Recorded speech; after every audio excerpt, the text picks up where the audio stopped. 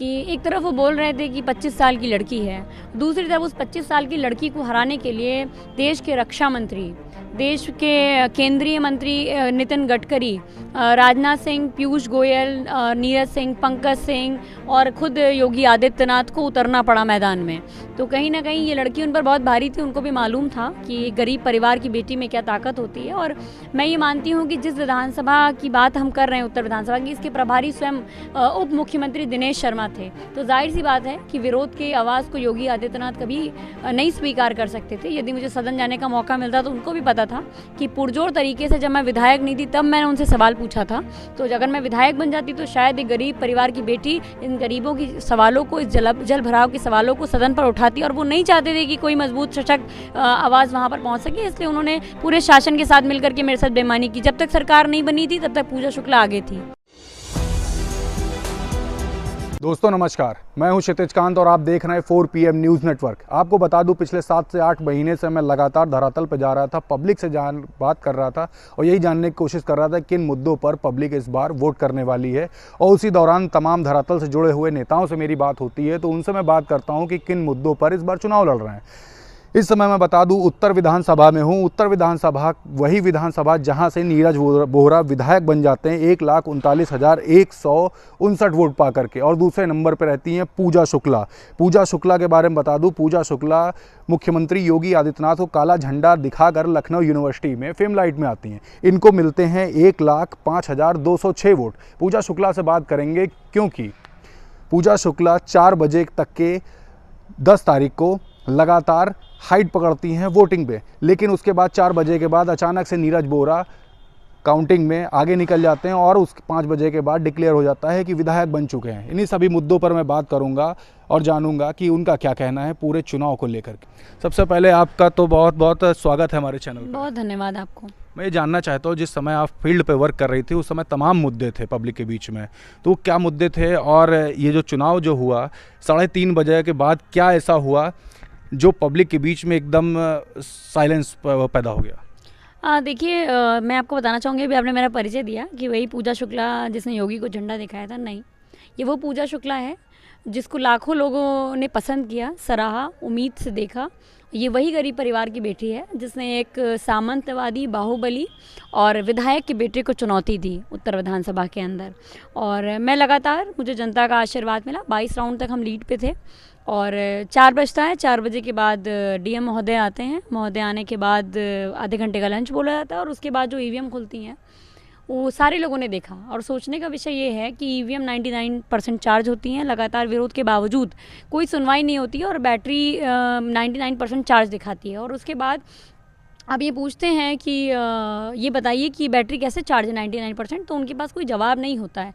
और दूसरी बात, अगर मैं कहूँ कि आप ये कल्पना करिए कि सुबह 8 बजे से काउंटिंग शुरू होती है और 4 बज जाता है 22 राउंड आने तक, लेकिन अचानक से 10 राउंड 1 घंटे में कंप्लीट हो जाते हैं और इतनी जल्दी में सर्टिफिकेट भी दे दिया जाता है। तो कहीं ना कहीं ये सोचने का विषय है कि लखनऊ के DM ने, पूरे शासन प्रशासन ने सत्ता का दुरुपयोग करके उत्तर विधानसभा की जनता के विश्वास को तोड़ा है। और मुझे लगता है कि ठीक है, अगर आप छल से जीत गए हैं, लेकिन अब मेरे जो मुद्दे थे, जो मैंने जनता से वादा किया था, चाहे वो सीवर की बात हो, चाहे जल भराव की बात हो, चाहे 50 बेड के हॉस्पिटल की बात हो, उन मुद्दों के लिए संघर्ष जारी रहेगा। निरंतर लड़ती रहूँगी। पूजा शुक्ला को लोग संघर्ष के लिए जानते हैं। ये उत्तर विधानसभा की बेटी, उनके हर सुख दुख में मजबूती के साथ खड़ी रहेगी। यदि फजुल्लागंज के अंदर जल भराव होगा तो पूजा शुक्ला उसकी लड़ाई लड़ेगी। अच्छा, आपने अभी कहा स्लो काउंटिंग हो रही, तो स्लो काउंटिंग का जिम्मेदार फिर किसको मानती हैं आप? शासन प्रशासन, चुनाव आयोग, यही जिम्मेदार है। इनकी जिम्मेदारी थी, इन्होंने अपनी जिम्मेदारी को सही से नहीं निभाया। अच्छा, मैं कई चैनल्स पे देख रहा था, आपकी कई वीडियो वायरल हो रही जिसमें आप डायरेक्ट राजनाथ सिंह को और योगी आदित्यनाथ को टारगेट कर रही हैं इलेक्शन पे, जो यहाँ पे उत्तर विधानसभा में जो मतगणना हुई है, जो काउंटिंग हुई है, ऐसा क्यों?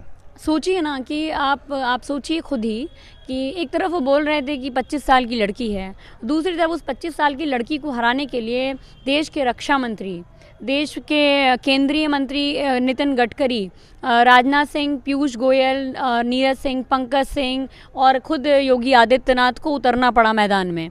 तो कहीं ना कहीं ये लड़की उन पर बहुत भारी थी। उनको भी मालूम था कि एक गरीब परिवार की बेटी में क्या ताकत होती है। और मैं ये मानती हूँ कि जिस विधानसभा की बात हम कर रहे हैं, उत्तर विधानसभा की, इसके प्रभारी स्वयं उप मुख्यमंत्री दिनेश शर्मा थे। तो जाहिर सी बात है कि विरोध की आवाज़ को योगी आदित्यनाथ कभी नहीं स्वीकार कर सकते थे। यदि मुझे सदन जाने का मौका मिलता तो उनको भी पता था कि पुरजोर तरीके से, जब मैं विधायक नहीं थी तब मैंने उनसे सवाल पूछा था, तो अगर मैं विधायक बन जाती तो शायद एक गरीब परिवार की बेटी इन गरीबों की सवालों को, इस जल भराव के सवालों को सदन पर उठाती। और वो नहीं चाहते थे कि कोई मजबूत सशक्त आवाज़ वहाँ पर पहुँच सके, इसलिए उन्होंने पूरे शासन के साथ मिलकर के मेरे साथ बेईमानी की। जब तक सरकार नहीं बनी थी तब तक पूजा शुक्ला आगे थी, और जब भाजपा की सरकार बनती है तो पूजा शुक्ला पीछे हो जाती है। ऐसा क्यों? एक बड़ा क्वेश्चन मार्क है। आपसे एक चीज़ और जानूंगा, ये जो क्षेत्र की जनता के बीच में आप थी, फजुल्लागंज का मुद्दा बहुत उठ रहा था। जब 4 बजते हैं उसके बाद फजुल्लागंज का वोट काउंटिंग स्टार्ट होती, जानकीपुरम की स्टार्ट होती, तो ऐसे क्या कारण आपको लगते हैं कि फजुल्लागंज के जब से काउंटिंग स्टार्ट हुई वहाँ से आप हारने लगी? आप सोचिए, आप यही सोचिए कि जिस फजुल्लागंज की जनता ने जलभराव के कारण, तमाम अपने सीवर, लाइट, पानी की समस्याओं के कारण नीरज बोरा को फजुल्लागंज में घुसने नहीं दिया, वो उनको विधायक बना देगी। जबरन लोगों को मतलब विश्वास दिलाया जा रहा है यहाँ पर कि नहीं, नीरज बोरा विधायक बन चुके हैं। मुझे लगता है लाखों लोगों ने मुझसे उम्मीद की है, मुझे आशीर्वाद दिया है, मुझे प्यार दिया है। मैं तो भाजपा के गढ़ को फतेह करके आई हूँ।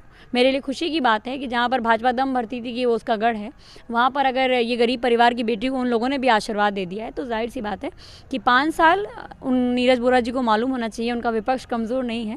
संघर्षशील विपक्ष समाजवादी पार्टी ने यहाँ पर दिया है आपको। और जलभराव की बात हो, सड़क की बात हो, नाली की बात हो, कोई भी सुख और दुख की बात हो, उत्तर विधानसभा की बेटी उत्तर विधानसभा के सवालों को उठाती रहेगी। 1 लाख से ज़्यादा आपको वोट मिले, इसको किस नज़रिए से देखती हैं? ये उन लोगों के मुंह पे तमाचा है जो ये सोचते थे कि ये गरीब परिवार की बेटी धनबल और बाहुबल की राजनीति में नहीं आ सकती। ये उन लोगों के मुंह पे करारा तमाचा है जो ये कहते थे कि एक लड़की क्या कर सकती है, एक लड़की लाखों लोगों के दिलों को जीत सकती है। ये मेरे चुनाव ने बता दिया। ठीक, एक लास्ट क्वेश्चन आपसे करूंगा। बसपा और AIMIM की भूमिका इस पूरे चुनाव में 403 विधानसभा की, आपसे अगर पर्सनली बात करूं तो किस तरीके से देखती हैं आप? मुझे लगता है कि भारतीय जनता पार्टी की बी टीम हम पहले से बोलते आए थे और उन्होंने बी टीम का ही काम किया है। जगह जगह पर अगर आप मार्जिन चेक कर लीजिए तो मालूम लग जाएगा कि किन लोगों ने अपना वोट कहाँ ट्रांसफ़र कराया। इसको सीधे आप कह रही हैं वोट ट्रांसफ़र किया है? मैं तो पहले से कह रही हूँ कि बसपा और AIMIM भाजपा की बी टीम है। अच्छा, एक चीज़ और कह लूँ, समाजवादी पार्टी इस समय सरकार में नहीं है, भारतीय जनता पार्टी सरकार बना चुकी है और पब्लिक के बीच में था कि मजबूत विपक्ष के रूप में। तो सबसे पहला काम जब ये सदन में बैठेंगे, विधानसभा जब होगी, तो उस समय क्या मुद्दे आपके बीच में होंगे? हम तो कहते हैं उत्तर विधानसभा के मुद्दे रहेंगे हमारे लिए प्रमुख। मुझे उत्तर विधानसभा का सेनापति माननीय श्री अखिलेश यादव जी ने बनाया है, तो जाहिर सी बात है कि मैं यहाँ के लोगों के सुख और दुख में खड़ी रहूँगी। जलभराव एक मुद्दा होगा, 50 बेड का हॉस्पिटल एक मुद्दा होगा, बच्चों की शिक्षा एक मुद्दा होगा, महिलाओं की सुरक्षा एक मुद्दा होगा, और हर घर में नौकरी हो, रोज़गार हो, ये सरकार से सवाल होगा। क्योंकि बेरोज़गारों की उम्मीद है माननीय श्री अखिलेश यादव, उन महिलाओं की उम्मीद है, कमज़ोरों और दलितों पिछड़ों की उम्मीद है माननीय श्री अखिलेश यादव। तो इनके सवालों को उठाते रहेंगे और पूरी समाजवादी पार्टी सड़क से लेकर सदन तक संघर्ष करेगी। तो आप सुन रहे थे पूजा शुक्ला को, तमाम ज़मीन से जुड़े हुए मुद्दों बात की, और ये भी बात की कि जो पूरा जो इलेक्शन हुआ है उसमें कहाँ कमी रही, तमाम बातें बताई, EVM से जुड़ी हुई बात बताई, राजनाथ सिंह और योगी आदित्यनाथ के अगेंस्ट में क्यों बोल रही हैं ये भी बोला।